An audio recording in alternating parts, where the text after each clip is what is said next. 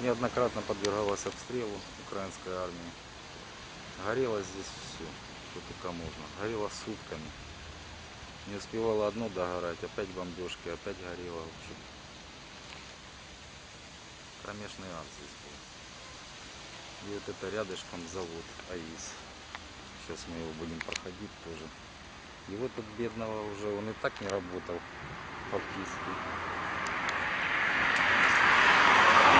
Инфраструктуру надо было разрушить.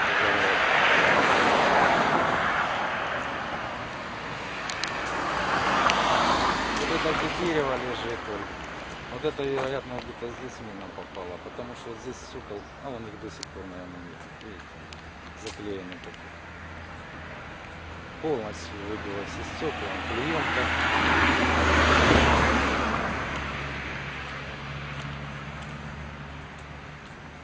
Тут он видно, что мина попала, он, видите, вверху тоже.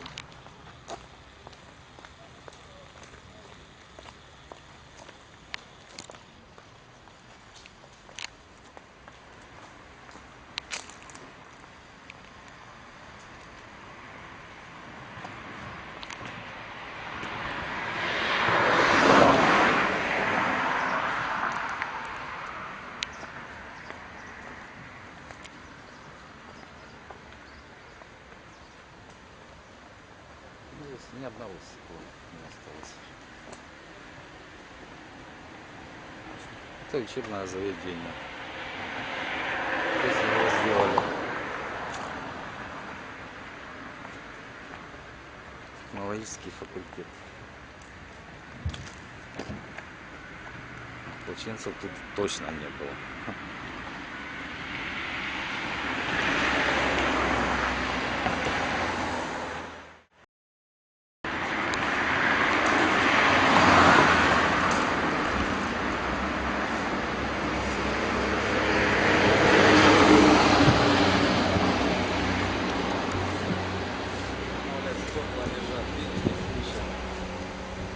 Все повылетало.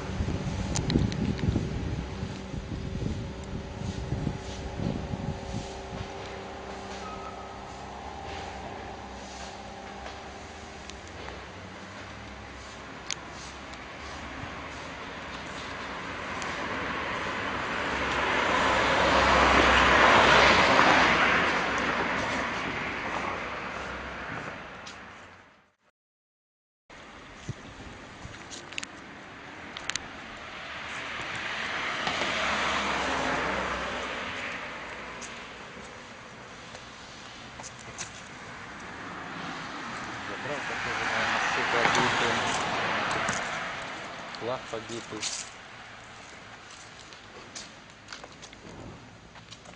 Там будочки, стекла повылетали.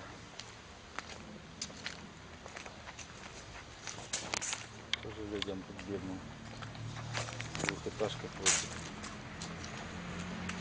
Тут можно было перенести, когда тут постоянно обстрел был этого завода.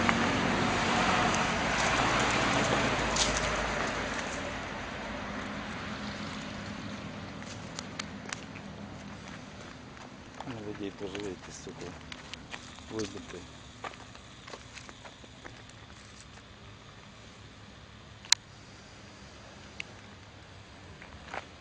Несчастный район здесь. Он и до того был несчастный.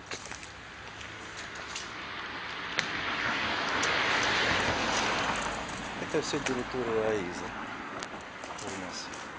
Тут большой завод был при Союзе.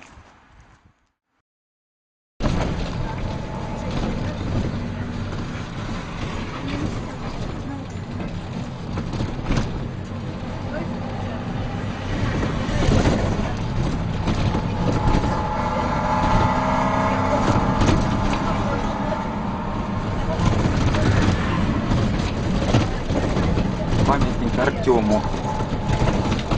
Во время революции был у нас тут такой Артем.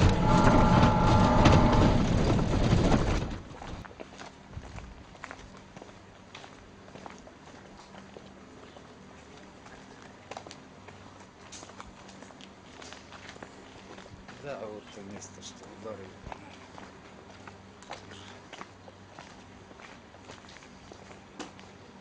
Они все сворачивали, что это с центра города били. Якобы.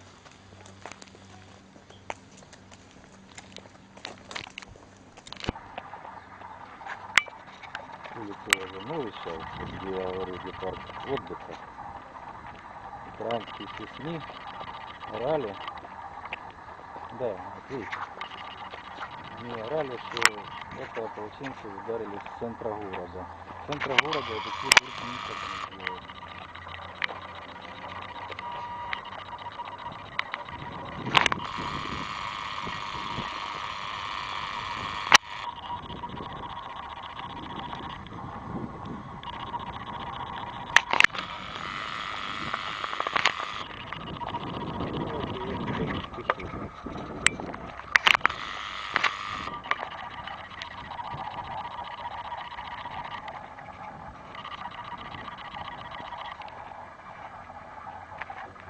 Даже сбоку отсюда.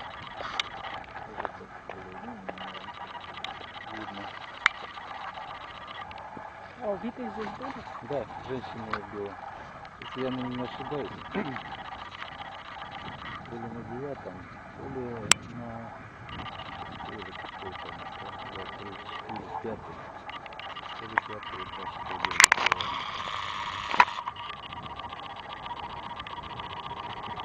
и там голову оторвало. Когда мы на балконе было, я точно не знаю, что голову оторвало. А дочка с сыном в ванной спрятались, успели. Какие тут ополченцы?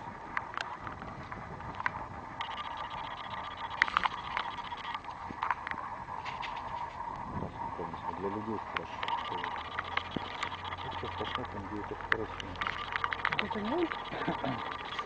Ну, немножко туда. Вот отсюда они были скорочено. Сейчас я посмотрю. Тут еще, тут одно время вот этот дом бедный, 20-й и вот 11-й, по-моему, пятиэтажка. В это место как начали лупить они. Что они тут хотели выбить? Мужик рассказывал, говорит, я с погреба не успевал вылезть. Это уже когда они, как говорят, освободили город. Тут такое представление было, это дурдом. Мы не могли разобраться, что вообще-то происходит. Они вошли в город. Приехали украинские журналисты. Вот это он Карачун. Оля. Вот видите? Вот там раньше вышка была, где-то зелень.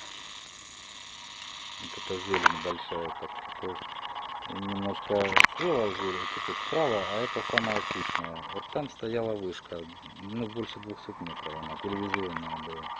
Потом же она рухнула, их там побило. Рухнулась, мы уже тут молились за вылез, когда она уже упадет. Она упала. Вот это они с той точки летели сюда, по вот этому дому. Сворачивали на ополчение. Сказали, что ополчение якобы с центра. Как оттуда с центра можно было попасть туда? И приехали украинские СМИ, все телеканалы, какие только есть, наверное, в Украине. И тут началась война в городе. Мы ничего не поймем, кто с кем воюет. Карачун бьет по Артемову сюда, он постоянно бил, в это место что-то. Мужик, я же говорю, не успевал, бедный, из погреба в погреб запрыгал. Стреляли игольчатыми снарядами. Он еще вылез. Вот это горело, видите, было вот тут все. Можем по тропинке пройти. Потом по Карачуну начали бить с центра. Там стояли украинские нонки, по-моему, заехали они, танки. начали лупить по Карачуну. Потом Карачун начал бить по Семеновке. На Семеновке же тоже как бы никого. Потом поэтому с Карачуна начали бить по Северному. Уничтожили несколько домов живых. Это же я говорю, ополченцев тут не было. Людей побили там на Северном микрорайоне. И вот сюда все время били, а те же на камеру снимают, как тут террористов убивают якобы. Они между собой войнушку играли на камеру. По Черевковке запустили, взорвали магазин АТБ там. Свернули на ополченцев, что они якобы его заминировали. Как раз перед этим взрывается АТБ и взрывается на Масложире дом. Выстрелили с Карачуна и попали в дом жилой там. Ну, оно там как малосемейки дома. Начал этот дом гореть, и перед этим едут украинские СМИ на машинах.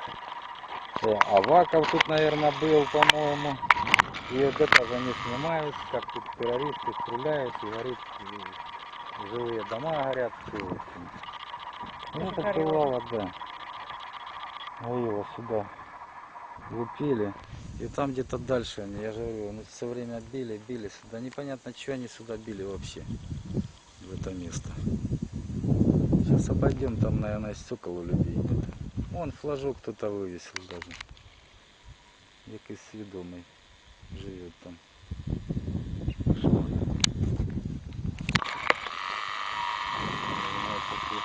После того же тут было, так.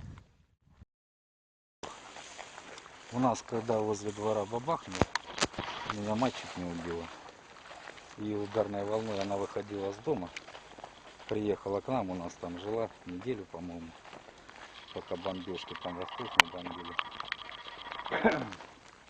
Решила поехать зарядить телефоны до сестры сюда на Артема. И она только начала выходить с подъезда. Разрывается мина и ударной волной в подвал закинула. Мы ее там тянули наверх, и сердце у нее схватило. Ну там спасли кущи, деревья. Жена в кустах там разорвалась. Двое только раненых у нас во дворе было. Девочку в ногу и женщину в лопатку, под лопатку, по-моему, осколок попал. Собрали убитых, похоронили. И только они тогда смогли уже аж после обеда, это ночью их убило людей, а после обеда они только смогли туда приехать, чтобы их забрать. И как забирали? Забрали, сразу в гробы положили и увезли и захоронили. И родственники же некоторые эвакуировались. А этих, кого убило, похоронили, даже родственники не знали где. Вот это недавно, я знаю, моя знакомая на Восточном, она искала могилу мужа, не могла найти. Оказалось, по-моему, что их где-то на Славкурорте в общей могиле с ополченцами, там с местными всех похоронили. Это она там нашла его, перезахоронила оттуда. А так, я говорю, люди лежали часами здесь, некому было похоронить. И что это за похорона? По-людски даже не могли похоронить людей. Без отпевания, без ничего. Не давали просто. Стреляли беспрерывно. И морги все были закрыты, да? Да, морги не работали, потому что света не было. Их сразу хоронили. Я же говорю, их даже не переодевали, ничего. Вот как знаешь, как хоронят, что помыли, там переодели. А тут прям как люди лежали, так их в гробы и ложили. И сразу забивали и увозили, хоронили. Тут очень много неизвестных похоронено, гражданских даже. Потому что люди выходили что-то купить поесть, например, попадали под обстрел. Редко кто брал документы с собой. И их вот ребята хоронили как неизвестных. И сейчас они как пропавшие без вести? Как пропавшие без вести будут идти, да, местные. Потому что кто их знает, документы навряд ли какие-то сохранились. О том, что их где-то похоронили. Эту девочку, свой дом не помню. Говорили, как были.